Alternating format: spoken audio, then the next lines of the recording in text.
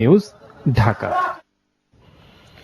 সিলেটের ছাত্রলীগ নেতার হামলার শিকার কলেজ ছাত্রী খাদিজা আক্তার নার্গিসের অবস্থা এখন অনেক ভালো। দ্রুতই তাকে হাসপাতাল থেকে ছেড়ে দেওয়া হবে বলে জানিয়েছে স্কয়ার হাসপাতাল কর্তৃপক্ষ।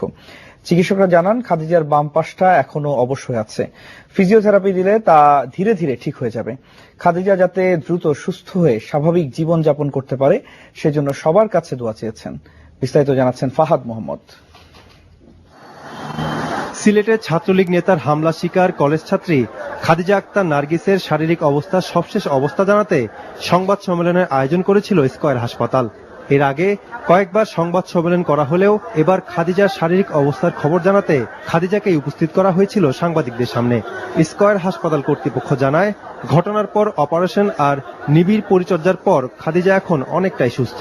রিহ্যাব ফিজিওথেরাপি দেওয়ার পাশাপাশি দ্রুতই তাকে হাসপাতাল থেকে ছেড়ে দেওয়া হবে বলে জানানো হয় সংবাদ সম্মেলনে। সে এখন নিজে খেতে পারে, যে কোনো লেখা পড়তে পারে, ধরে ধরে হাঁটতে পারে, নিজে লিখতে পারে।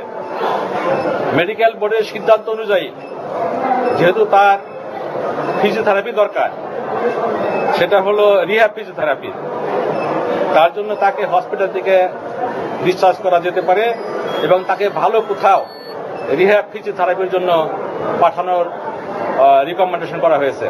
মৃত্যুর হাত থেকে বেঁচে যাওয়া খাদিজা তার সুস্থতার জন্য দেশবাসীর কাছে কৃতজ্ঞতা প্রকাশ করেছেন। পাশাপাশি দ্রুত সুস্থ হয়ে যাতে স্বাভাবিক জীবনযাপন করতে পারেন সেজন্য সবার কাছে দোয়া চেয়েছেন। দেশবাসী সবাইকে আমার পক্ষ থেকে ধন্যবাদ জানাই। আপনারা সবাই আমার জন্য অনেক দোয়া করেছেন। আপনাদের দোয়ায় আমি সুস্থ আছি, ভালো আছি।